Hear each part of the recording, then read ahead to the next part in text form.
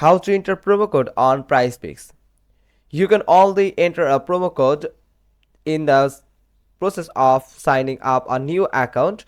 From here, after clicking on sign up, you will find the first one you can enter the email, and the second one is the promo code section where you can enter any type of promo code.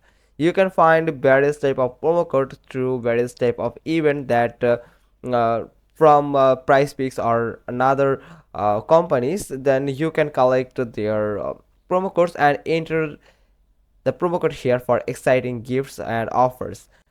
Then after entering the promo code here, I'm going to enter it and simply click on continue after you have entered the promo code here.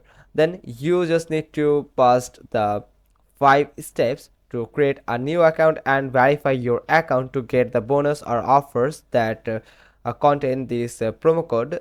Then if you don't have any promo code yet, then you can get from them. For this, you can just simply click on this don't have a code, here's one on us. Simply click on this box and you can get a promo code from PrizePicks. That's how you can enter promo codes on PrizePicks. Hope you found this video helpful. If so, then give us a thumbs up. Don't forget to subscribe our channel, click on the bell icon, and we will get back to you soon with another informative video. Thanks for watching. Till next time.